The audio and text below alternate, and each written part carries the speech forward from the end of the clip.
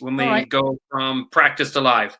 So I'm going to, first off, thank you. Thank you for being here, and thank you for being on. And by the way, Sarah joined our educational staff this past year, and was really excited to get her on, a young lady of her talents and abilities. And but Sarah, thank you so much. And so if you want, we can just kind of go ahead and start. We'll talk a little bit about your journey, but I'll go ahead and start the presentation for us. Okay. And there's some people in the chat box. Feel free to ask questions. So, let me get back to the original spot. So, by the way, and Sarah is gracious enough to basically share this presentation.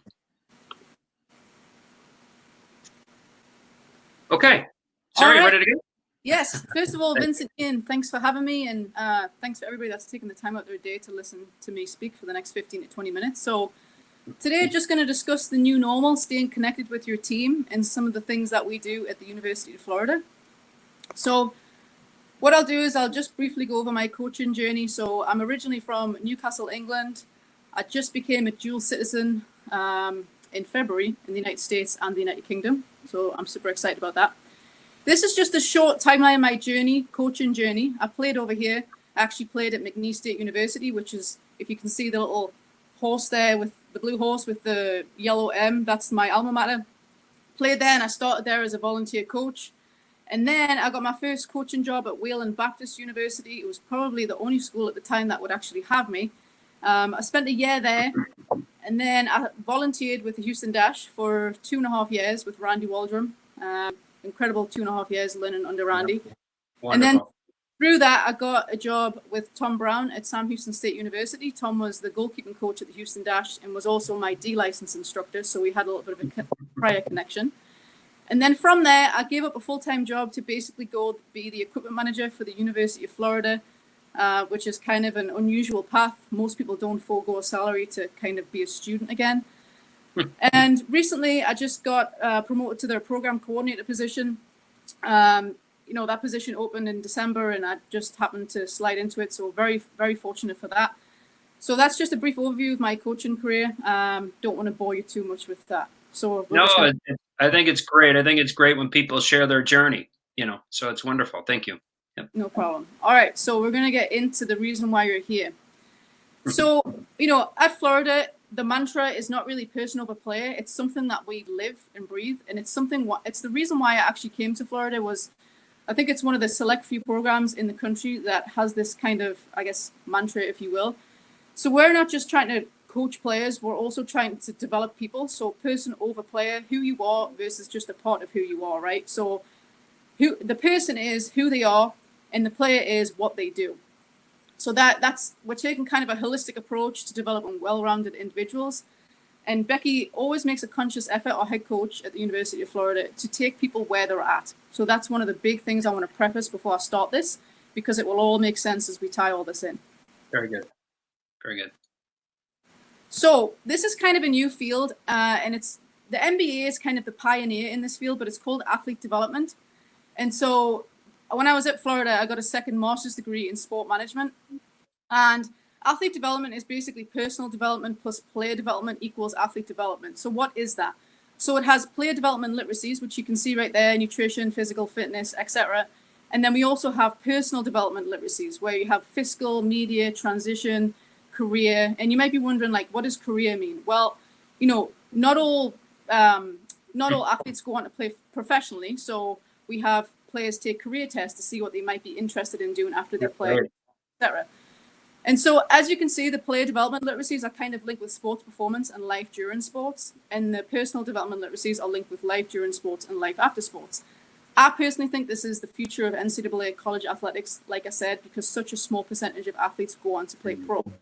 But not only that, when you have pro players, they also are going to have transitions where eventually their career is over. So I just think this is a huge field, and it's something that we try to tie in at Florida. So like it says on the screen there, most career transitions are forced and not free choice. And our goal at Florida is to design programming that develops better people rather than just simply skilled individuals. So how are we staying connected during these unprecedented times? So we are doing weekly check-ins. We have Real World Weekly, Virtual spirit weeks with our team, senior-led leadership groups, and we have a Summer A program binder. So what I'm going to do is I'm going to go over each one. There is kind of a lot of ideas in here, so we'll kind of zoom through, and if you have any questions, I'll be happy to answer after. Yeah, so people, while she's going through, if you have questions, feel free to ask. No, Sarah, this is fantastic. So let's keep rolling. All right, so here we go. So first of all, quick shout out to Molly Grisham, because the top 3 images that you'll see on the screen are actually her ideas. They're not her pictures, but they're the ideas that were inspired by her. So quick shout out there. So what we do with our weekly check-ins, we have a 4-man rotation with our staff. So we have our head coach, our 2 associate head coaches, and me. And what we do is we basically have a group of 7 to 8 players per week that we check in with. And what we do, we then record all that information on a shared Google document that we all update. So if I have a player the next week that Vic had, I can go back and see what Vic discussed with the player, and I can kind of continue the conversation. So within that document, we have 3 questions. So one, we ask them location, where are you? So we figure out where they are, so we can kind of see a trend of where they've been and what they've been up to. Most of the time we know they're home, but we just want to make sure. The second question is their health status. So we make sure that they have no issues. And the third one is we ask about academics. And obviously our academic advisor gives us updates, which we're now in final, so it's kind of irrelevant. But we just kind of make sure that the academic advisor and what they're telling us as the players kind of line up. And we also know any issues that they're having and any additional notes that we would need to know. So after that weekly check-in with the questions, we then go on to a different activity each week. So the first one you'll see is the map in the top left screen. So this is just an example. Like, you can be very creative with this, but what we have with that map is we have different destinations on the map. So I'm going to give you some examples. So we have Positivity Plains, Island of Isolation. I'm trying to think what else I had. Busy Beach, Happiness Highway. And what we do is we ask our players, where are you spending most of your time this week? Now, there's a lot of locations on the map that you can create for yourself, and you can be very creative. And what it does is it creates conversations with the players on where they're spending most of their time. And it's a good little reflection tool for them too. And I also add in my piece of where I am, and they always think it's really funny. So then it opens doors for other questions, such as where would you like to be spending most of your time this week, right? So what we do with that, we actually do it on Zoom. And in Zoom, you can actually go to view options and annotate. So the players can actually stamp or draw on the map of where they are. And then they can draw where they would like to go. So they love that stuff. And then they clear it, and then you go to the next slide. So that's the first one. That's the map check-in. The second one is the emoji check-in. So how are you feeling? It's the middle top thing that you can see on the screen, the image, sorry. And so what we do here, we do the same exact thing. We do it in small groups on Zoom. And we would say to the players, like, how are you feeling about the spring season ending? And they would then annotate on the screen again, and they would pick with the tool. They can draw, they can stamp, whatever they want to pick. They can pick a heart, they can pick a star. And what it does is then creates, conversations on how they're feeling about the spring season ending. And then you can clear it, and you can ask other questions such as, how are you feeling about upcoming finals? How are you feeling about the current situation, et cetera, et cetera. So you get that idea there where you're basically asking them how they're feeling. Again, it's a nice self-reflection tool. I also do it with the players as well. The third one, which is on the far right, Stress-O-Meter. This is a little bit different. The image is different. It's very easy to create. But what we do here is we do this one individually because it's a little bit more personal. So what we have is we have 4 categories that we did. We have development as a player, schoolwork, living situation, and financial situation. And what we do is we have 3 numbers, so 1, 2, and 3. 1 is below average, 2 is average, and 3 is above average. And what we ask them to do is to rank where they are within the 4 categories. And basically, we do this one individually too, because you're going to have people that aren't happy with their living situation. I mean, we have one player that's her sisters are driving her crazy. And then we have other players who are financially struggling, whether that's through food insecurity. So obviously it's a little bit more personal. So what we do there is then we can figure out, okay, well, if this player is struggling with food insecurity, like, is there a way we can help that player, right? So that's something that we do there, and we're able to talk about as a staff and then get the appropriate help as needed. I really like that one. The next one is the 3 glasses that you'll see in the bottom left-hand corner. And I know I'm whizzing through this, so if anyone has questions, just let me know. But basically, this one is you have a jug of any type of liquid. I use water.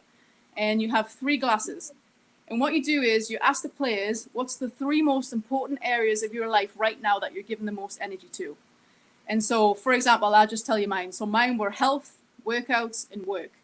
And my health glass was a lot fuller than it was 3 months ago. And so that's what I'm devoting a lot of energy to. I have anxiety over health, not just about me, but about family members across overseas, etc., etc. Mm-hmm. And then my lowest glass was work, because I'm working remote, so there's less stress. Right. Workouts, I'm just trying to keep in shape. The fact that I'm sitting around the house all day, so that's something that I'm pouring more energy to. So then what you can do after that is you can change the glasses, and you can say, okay, well, where would you like to spend most of your energy? Instead of spending it on health, I'm going to pick this glass up and I'm going to pour it into work, or I'm going to pour it into workouts. And then again, it's just a self-reflection tool of where they're spending their energy, and they can kind of see that. The next one is the one that they hate doing because they have to clean their house, is MTV cribs. So, this is all done on a weekly basis, but we call them and we say, okay, well, we're going to show you around our house. You have to show us around your house. So they then give us a grand old tour of their house, or wherever they're staying, apartment. So that's just really basic and simple, and they think it's hilarious, especially when you're showing them around your house. And it's just, again, it's you're able to connect with them. You check the refrigerators? What's that? Do we check the refrigerator? No, we don't. Okay, that's good. All right. That's a good idea. I shouldn't. And then the far one on the right, you'll see says special guests. So we haven't done this one yet, so I will let you know how it goes. But this one next week on Monday will be, they have to bring a person in their household on the call the entire time. So what I think is really cool about this one is, for my group, I think there'll be people there that they bring on the call that I've probably seen at games but never had the time to interact other than say hello. So it's going to open doors for in season, when I've saw that person or people, whoever, that I can go up to in the games and have a bit more of a conversation. So I like that one. Yeah. So can I pause you real quick? This is fantastic. Robert has asked the question: which parts happen one-on-one, and which parts happen in small groups? Okay, so the map would be in small groups, and the emoji would be in small groups. The glasses would also be in small groups. And then the special, the one-on-ones would be the special guest, MTV Gribs, and Stress-O-Meter. Fantastic. And all right, yeah. Does that make sense? Yeah. Robert, I hope we answered your question. You can chat yes or no if we did. It clarified for me. And then question for you from Mr. Barker. Do you check in regarding their sleep patterns? Or maybe is that on another slide or something? That's a really good question. Our athletic trainer is in contact with the players. But we have a wellness report that the players do through the athletic trainer. It's a really good question. And then if we have anyone that, we do have a player that is struggling to sleep, obviously lack of structure and things like that. So, then that is reported to from the athletic trainer via email to the staff. Hopefully that makes sense. Yep. Oh, makes perfect sense. Yep. All right, good. Well, let's move on if you want. Yep. Ooh. So tying back to the athlete development side. So this is something that we do. This is a programming that we do in the spring, and we try to implement it in the fall. Obviously, we're a little bit more pushed for time in the fall with the season and stuff. Right. But Real World Weekly, so I call it Real World Wednesdays because we do it on Wednesdays. But obviously, as athletes, they spend so much time in their sport that they miss out on things that they, for example, think of club players, the amount of things they miss out on: family, weddings, Thanksgivings. They hardly spend time at home at Christmas, or they used to not before the dead period. So we try and give them the tools that they will need for the real world. What we do is we kind of make this interactive with the players. We'll ask them, what would be things that you would want to learn about that you don't know about? And the list that we get is pretty cool. So you'll hear things especially things that are in the news at the current time. We had players that wanted to know more about Amazon fires. Politics, good luck to whoever's going to teach the politic one. Taxes. And so what we do is we compile all that and we pick the ones that are most popular. And then we also pick the ones that we have people that are qualified to teach those things, because obviously I'm not going to teach first aid. And so that's what we do. So I'm going to give you 6 examples here of things that we've done recently. So we have done finance. Now, finance was broken up into 2 different sessions because it can be huge. Finance is a big topic. Oh, yeah. We did one with just our team, and then we did one with the football team. So we had like a speaker with a football team that we just jumped on the Zoom call with. And so things that we talked about within the finance were meal prepping versus eating at Chipotle every day, which a lot of our players eat at Chipotle. So the cost difference, what does it cost to eat at Chipotle versus what does it cost to meal prep? The second one would be, what is a credit card? What does it look like if you don't pay a credit card off? You will be surprised the amount of players that do not know what a credit card is.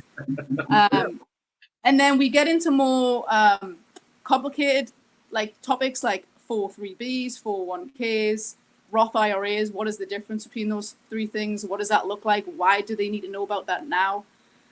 So that's just the finance part. And then the next one, I'll go to the gold figurine that you can see. It's a woman that's hitting a man in the face. This is self-defense. Well, obviously, we're on a campus with 55,000 other people, and it's an open campus. So we just want to be able to make sure our players have the tools if they're self-defense skills if they're walking out of a night class at 8 o'clock at night by themselves. And they love this one because they get to work with pads and they get to beat each other up.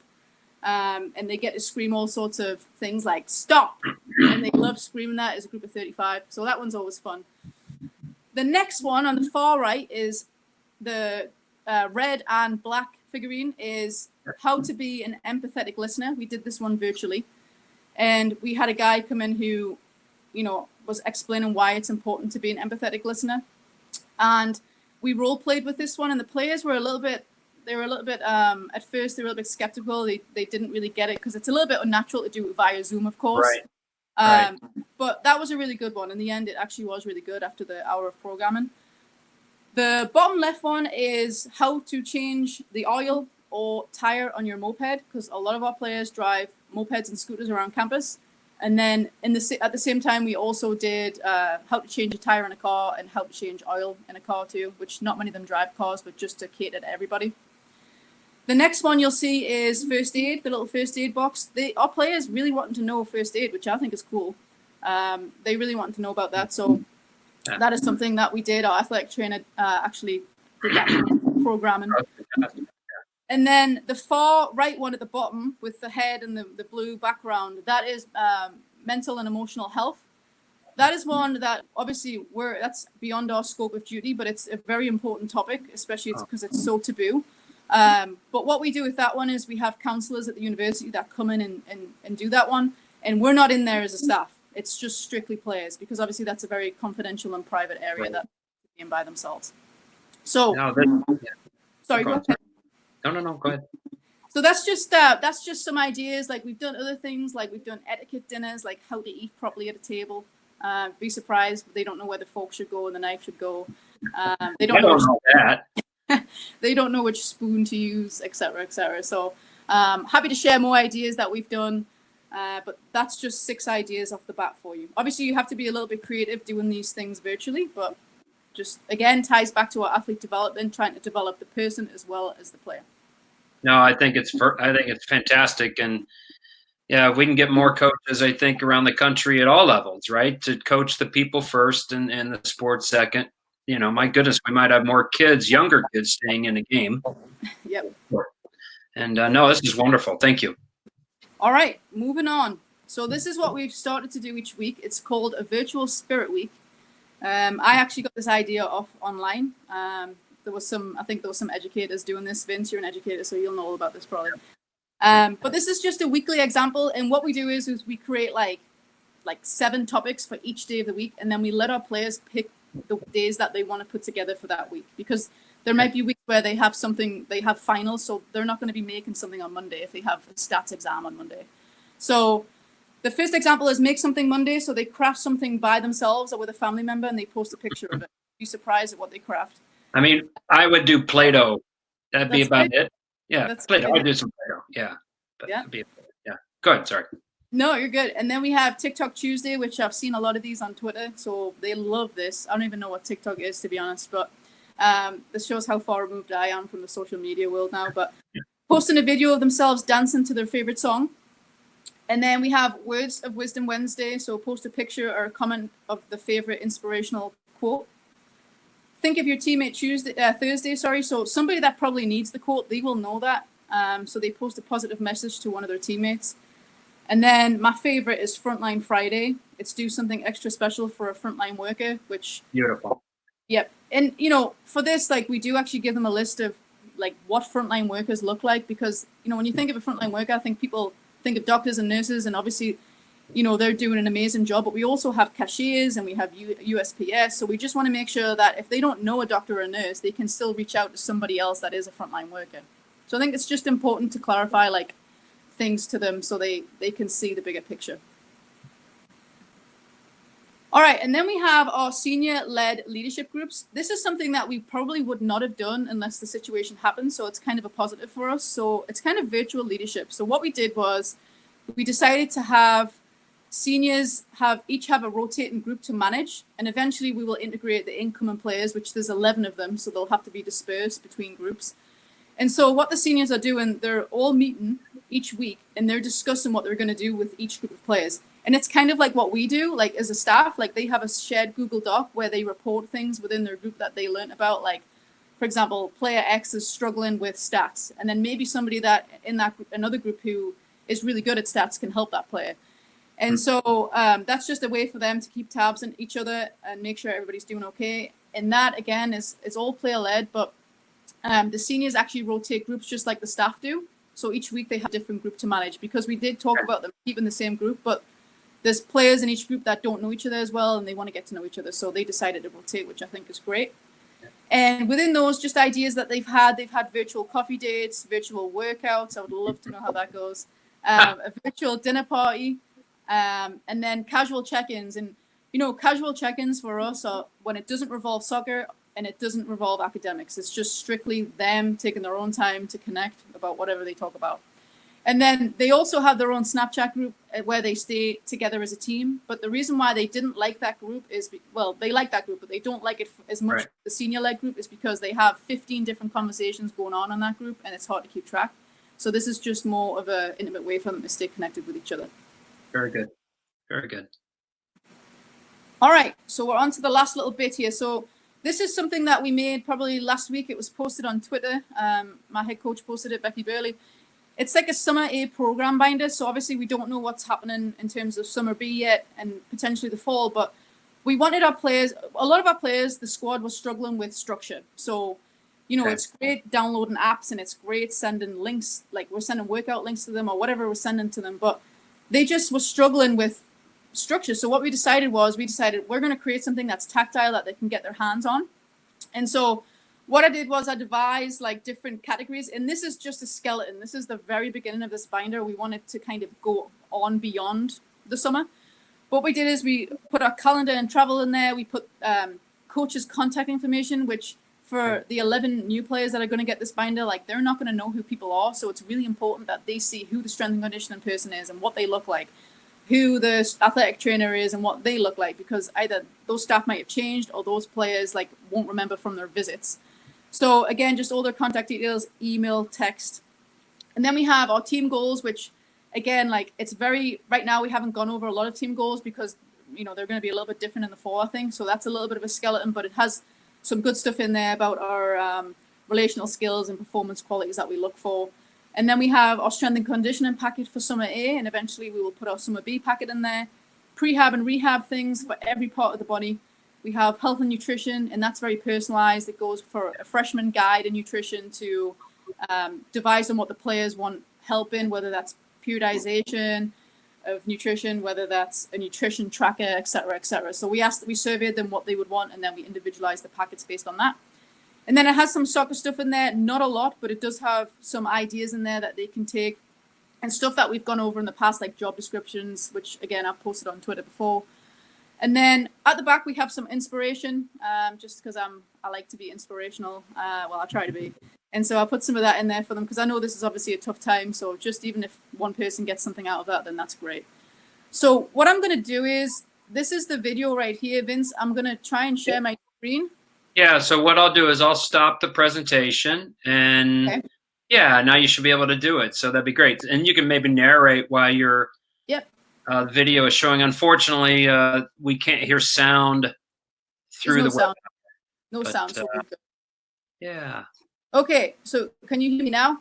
Can you hear me? Perfect. Yep. Okay, so this is the binder that's just a little bit more in depth, but the front cover, we even personalized the front cover just because it's the little things that matter, right? And they all get the PDF version of this so they can do what they want with it.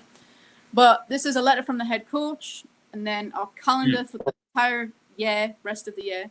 And I just want to stop it here. On this calendar, we have, I'm going to go back. On this calendar, we have Beyond You moments. And so this is just ideas for them to do things, such as like the Frontline Friday, like there's things in there like extraordinary person, and it says send a text to an extraordinary person that has helped you in your career. So it just gives them little things to do each month. And then what I did was I made sure that in the fall that it wasn't big things to do, because obviously we're in season and time is crunched. So a lot of the big things are for now why they have the time. Yeah. And then in here, as we keep going, we have our full schedule, our hotel list for the parents, because they always want to know where we're staying. Yep. We have our contact information of our staff and our players. We have our team goals. So again, just our expectations. Just sifting through here. Character glossary.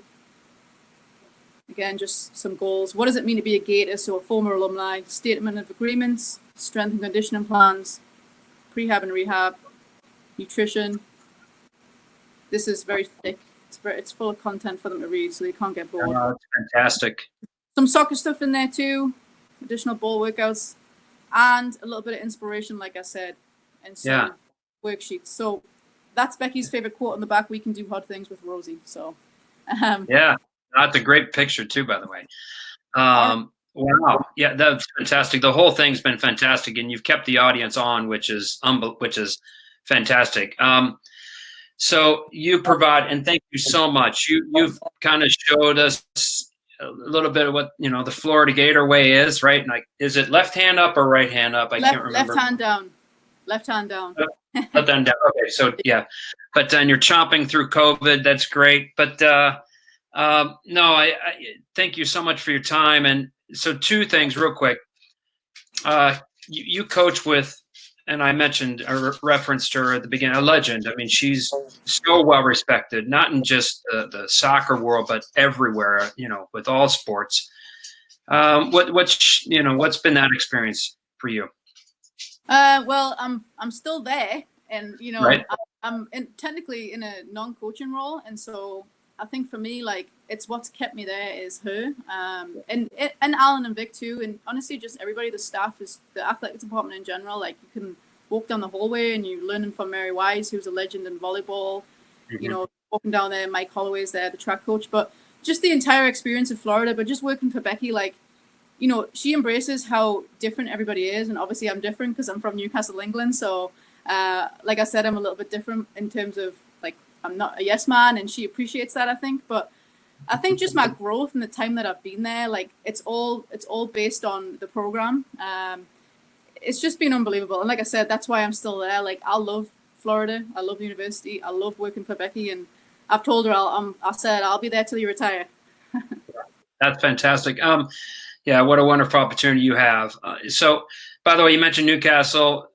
For all those that are still watching, she almost left because on my wall behind me is a Sunderland scarf, and they don't get along well at all. But anyway, so Tyler, by the way, is he had a real quick question. He just it's actually a long question, but he just says, how much of your conversations with the players in this downtime are focused on more building the culture versus growing players' understanding of the game model and their positional responsibilities?